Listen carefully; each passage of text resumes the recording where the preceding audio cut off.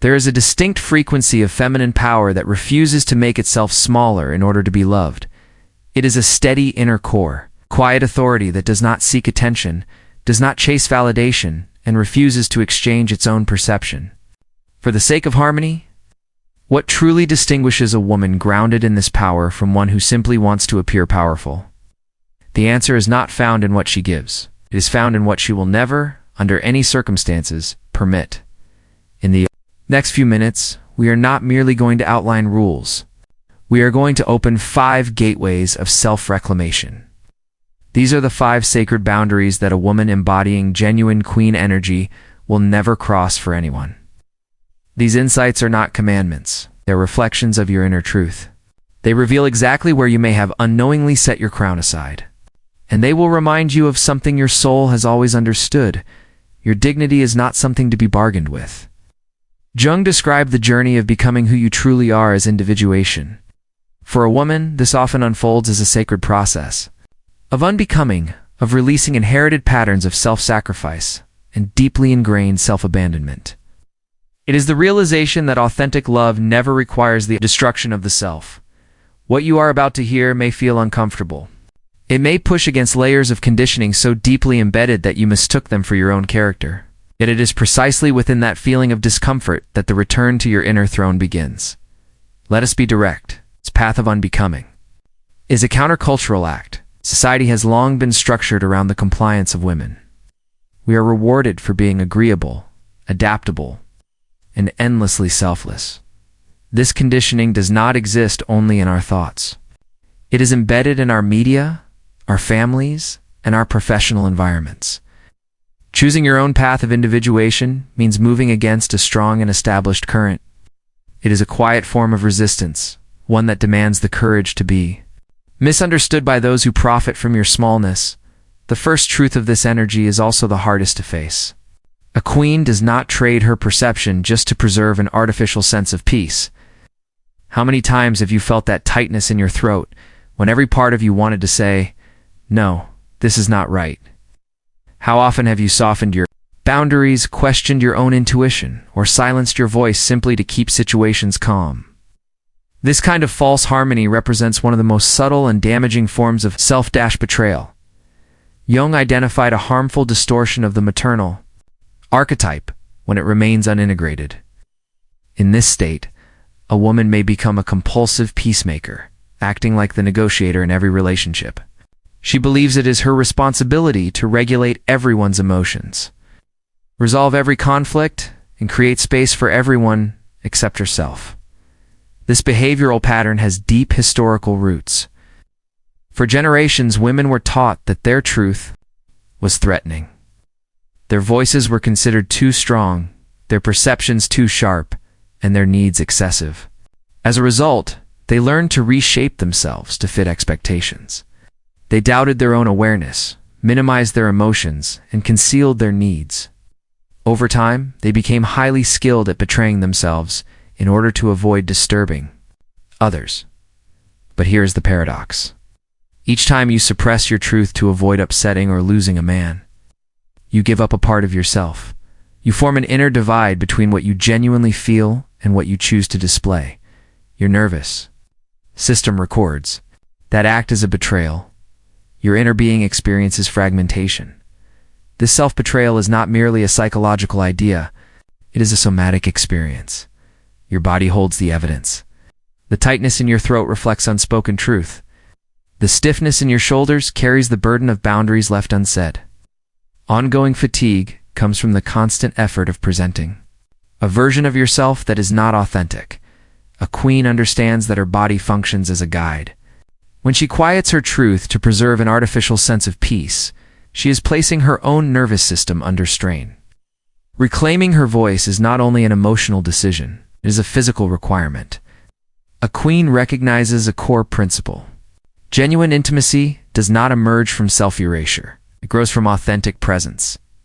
She does not seek approval to exist. She does not over-justify her limits. She does not apologize for having her own lived reality. When she speaks, her words come from her center. When she chooses silence, it is intentional. It's not driven by fear. Can you sense the contrast between silence shaped by terror and silence grounded in sovereignty? Between words that plead for acceptance and words that stand firm simply because they are true? The issue is not whether you are entitled to express your truth. The real question is why you ever believed permission was required at all. That belief does not originate from you. It was conditioned into you, a queen understands. The difference between her own beliefs and the ones she inherited, she examines her inner world, she frees herself. She speaks the language of depth psychology. We explore collective patterns that are passed down through generations. These patterns exist in your body, it's in your automatic reactions, and in what you accept without question. A queen begins to recognize these patterns. She asks, is this my fear, or is it the fear of my mother, my grandmother, and the women before me who were never allowed a voice? This awareness is power. It allows you to release burdens that were never yours to carry. It gives you the freedom to choose again. The second principle of queen energy reveals a deeper truth. A queen refuses to act as an unpaid emotional instructor.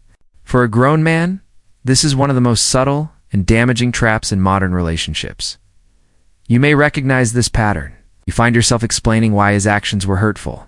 You label emotions that should already be clear. You teach empathy. At a basic level, you manage his emotions, interpret his reactions, and justify his immature behavior to yourself and others. Gradually, almost unnoticed, you stop being his partner. You become his emotional mother. Jung warned about this dangerous overlap between the mother and partner archetypes. When a woman assumes the role of emotional educator for an adult man, a toxic dynamic forms. She infantilizes him, and in doing so, she drains herself.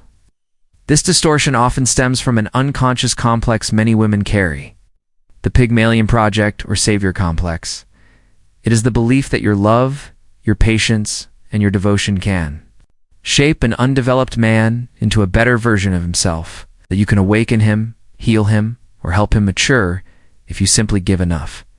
But here's the difficult truth. Every human being is on their own path of individuation, Jung described this as a deeply personal process. No one can walk it on behalf of another. Queen understands this at her core. When she encounters an emotionally immature man, she does not ask, how can I change him? Instead, she asks, do I want to be in partnership with someone exactly as he is right now? This distinction matters. She does not rescue. She chooses. Consider the hours you have spent interpreting his own emotions for him. Think about the energy you have poured into teaching him lessons that an adult man should already be working through himself. That energy belongs to you. It is valuable. It is your life force. A queen does not spend it on someone who refuses to do his own inner work. She observes. She becomes aware. And when needed, she walks away. There is a clear difference between supporting a partner who is committed to his own growth and carrying out the emotional labor for him. A queen supports a man who is already engaged in his work. She will not become the interpreter, the therapist, or the emotional manager for a man who avoids responsibility for his inner world. She understands that if she is thinking, feeling, and evolving for both of them, the relationship itself is not evolving. She is simply bearing the weight of two people alone. The third realization goes even further. Queen does not audition for a position that already belongs to her. She does not compete for attention or attempt to prove her value deep within the collective female psyche lies an old wound, the wound of invisibility. For generations, women were taught that they had to earn their right to exist through beauty, usefulness, submission, and constant performance. This wound gives rise to an inner sense of urgency and longing. The belief that your value exists only when you are seen, selected, and validated by others. Jung spoke about the shadow of the aspects of ourselves we suppress, deny, or refuse to acknowledge. For many women, one of the most painful shadows is a deeply buried craving for male validation. This craving often disguises itself as a desire for connection, or even as love. In reality, it is an internal emptiness projected outward. Lack of self-worth masked as a need for approval. When you find yourself competing for attention, engaging in pick-me behavior, sharing images just to see if he reacts, or quietly undermining another woman, you have surrendered your crown. When you begin to shrink yourself, dim your presence so his ego feels larger, or perform a version of yourself in hopes that he will finally notice you, you have lost touch with who you truly are. A queen does not compete for what should be given freely. She does not twist herself into shapes to be acknowledged. She does not accept a role assigned to her just to earn a place at a table she never truly wanted to sit at. Can you recognize the tragedy here? The moment you feel the need to prove your worthiness of love, you have already accepted the idea that your value is debatable. A queen does not accept this assumption. She exists fully without arrogance, without distance, simply grounded in her own being. She does not shine for attention. She shines because it is simply who she is. This movement from seeking validation outside herself to cultivating validation within is the true alchemy of the queen. She no longer asks, "Do they see me?" and instead affirms, "I see myself." She learns to become her own deepest observer. She honors her own achievements, soothes her own pain, and actively supports her own evolution. When you make yourself the primary source of your approval, the validation of others becomes a welcome addition rather than a desperate requirement. This is where genuine confidence takes form. It's not from being selected, but from choosing yourself. First, last, and always. There is a quiet strength in a woman who no longer struggles for visibility and who understands that real presence has nothing to do with external recognition. She has learned how to rest securely in her own inner. Affirmation. This is not detachment. This is freedom. And now the fourth truth comes into focus. A queen refuses to function as the sole emotional architect, caretaker, and maintenance worker of a relationship. In many partnerships, an unseen yet deeply damaging imbalance develops. One person feels for two, thinks for two, cares for two, remembers for two, and initiates for two. The other simply occupies the space. In Jungian terms, this reflects an unintegrated projection of the anima. The man transfers his entire emotional life onto the woman and then assumes it is her responsibility to manage that internal world for both of them. Do you recognize this fatigue? The fatigue of being the only one who remembers meaningful dates, the only one who initiates conversations about the relationship, the only one who raises concerns, the only one who nourishes the bond, the only one who continually monitors the emotional climate. This is not a partnership. This is emotional labor shared with a roommate. You may not be alone, yet you feel deeply isolated because you are carrying the emotional weight entirely by yourself. There exists a cultural myth that explains and excuses this imbalance. The belief is that women are simply more natural when it comes to emotions. This narrative serves a single function: places the full weight of relational labor on women while freeing men from that responsibility. Queen sees through this convenient falsehood. She understands that emotional intelligence is not an innate female quality. It is a human capability, one that can and should be cultivated by every adult. True reciprocity looks entirely different. In a mature relationship, both individuals sustain the bond. Both recognize when something feels misaligned. Both initiate intimacy. Both contribute to emotional depth and presence. A queen observes carefully who is nurturing this connection with me. Is giving in return? Who is carrying this alongside me? And when she realizes that she is the only one building, while the other person is merely consuming, she understands what must be done. This awareness can be painful, sir. You may have spent years holding the relationship together. You may have convinced yourself that this was love. But love does not consistently drain only one person. Love is an exchange that moves in both directions. A queen knows the difference between a flowing river and a one-way drain. She remains where energy is shared, not where it is taken. And this leads to the fifth, and perhaps most profound, truth. A queen will never remain in a space that asks her to shrink, modify, or simplify herself for the convenience of others. Jung described individuation as the journey of becoming your full, authentic self, embracing your true, unfiltered nature. A queen instinctively understands that staying in a relationship that forces her To fragment herself betrays her soul's deepest purpose. It is a denial of her own evolution. Here lies a common misunderstanding. Many women confuse loyalty with self-destruction. They think that enduring, tolerating, or sacrificing are proof of strength or love. Women carrying deep abandonment wounds often cling to toxic connections, fearing failure, fear of letting go, and fear of solitude. Yet in doing so, they surrender themselves, betray their own truth, and remain isolated even when physically with someone. A queen does not exit with drama. She doesn't require loud confrontations, blaming speeches, or emotional showdowns. She simply senses when an energy no longer aligns with her truth, when a space has become too restrictive for her growth. Then she leaves not out of anger or revenge, but with quiet dignity.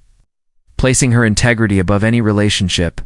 Understand this: some relationships demand your sacrifice. They ask you to be quieter, smaller, more compliant. They want you to suppress your wildness, moderate your truth, and hide your power. They seek only convenient, easy, non-threatening fragments of you. A queen does not offer a curated version of herself. She is whole or not at all. The greatest fear for many women is the thought of being alone. Yet the queen has discovered a truth. Conscious solitude is far more enriching than any companionship that requires your self-erasure. Solitude is not abandonment. It is sacred. It is where you reconnect with yourself, rediscover your voice, and remember who you are when no one is watching. A queen chooses wholeness, even if that path must be walked alone. She understands that it is better to be alone and complete than to be in a relationship and fragmented. She is comfortable with her own company. She embraces the silence. She faces herself without fear because she knows the relationship with herself is the only one guaranteed to last a lifetime. You might be asking yourself now, am I a queen? The answer is both simple and profound. You're not a queen because someone declared it. You're not a queen because you fulfill a specific role. You become a queen by stopping the things a queen would never do. By no longer trading your truth for peace. By no longer parenting grown men. By refusing to audition for your own worth. By declining to carry the emotional burden alone, and by leaving any space that asks you to diminish yourself. Queen energy is not something you acquire. It is a remembering of what you have always been before the world taught you to shrink. It's before you learned to adapt. Before you believed you had to earn your place. Your inner throne has always been there. You only forgot. Every boundary you set with dignity is a step toward reclaiming that throne. Every truth you speak without fear reclaims your sovereignty. Every time you walk away from a space that does not honor you, you crown yourself anew. Jung said that individuation is becoming what you already are at your core. For a woman, this often means breaking free from centuries of conditioned beliefs, that her value is in her usefulness, that she is too much or not enough, or that love requires self-sacrifice. A queen individuates by shedding these false layers. She discerns what belongs to her and what was imposed upon her. She returns to her essence. This return is not easy. It requires courage and the willingness to question. Relationships that are comfortable but suffocating. It asks you to break patterns that have existed for generations.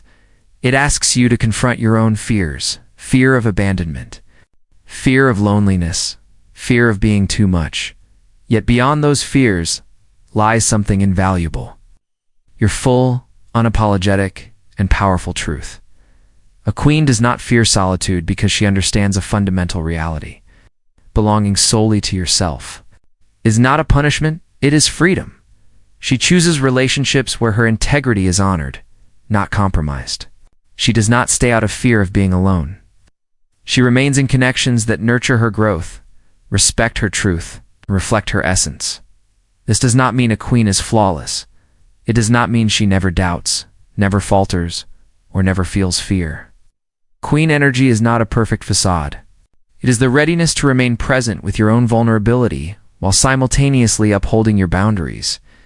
It is the capacity to be gentle without dissolving, strong without rigidity, and open without losing yourself. A queen understands that true strength is not the absence of vulnerability, but the ability to be vulnerable without betraying herself. She can reveal her wounds without sacrificing her dignity. She can seek support without surrendering her autonomy. She can love deeply without losing her essence. This is the Queen's alchemy, transforming pain into wisdom, wounds into clarity, and disappointment into discernment. You may realize that there have already been moments in your life when you embodied the Queen. Moments when you spoke your truth, even if your voice shook. Moments when you walked away, even when part of you wanted to stay. Moments when you refused to make yourself smaller. These moments are not lost, they reside within you. They're proof that you remember the path back to your own throne. The question isn't whether you can, but whether you will. Will you stop compromising your truth? Will you stop mothering grown men? Will you stop struggling for your own recognition? Will you insist that the emotional load be shared? Will you step out of spaces that are too small for your soul? Each of these choices is a coronation. Each is a homecoming. Remember, this sovereignty is not a single achievement. It is a daily practice. It is a choice made moment by moment. There will be days when old patterns of people-pleasing or self-doubt resurface. The goal is not perfection, is awareness. A queen is not a woman who never steps away from her throne. She is a woman who recognizes when she has fallen and rises, again, with greater compassion and less judgment than before.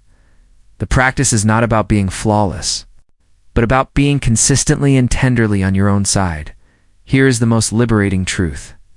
You don't have to wait until you are perfect. You don't have to wait until every wound is healed. You don't have to wait until you are fearless. You can begin right now with a small boundary, a single honest statement, one courageous no, or a dignified retreat. Queen energy isn't built through grand gestures. It grows through countless small acts of self-respect. What if today you began treating yourself like a queen? Not by wearing a crown or performing a role, but by asking yourself, what would a woman who honors her own dignity do in this moment? What would a woman who truly loves herself choose right? Now, what would a woman who protects her essence say at this very instant? These questions act as your compass, guiding you back to your throne. You are invited to explore deeper. This is only one fragment of a much larger journey. If these words are resonating with you, if they awaken something that's been dormant for a long time, then let's stay connected. Subscribe to this channel for more insights into the female soul, relationship psychology, and the quiet strength of your inner queen. Share in the comments which of these 5 sacred boundaries spoke to you most. Where do you see yourself reflected?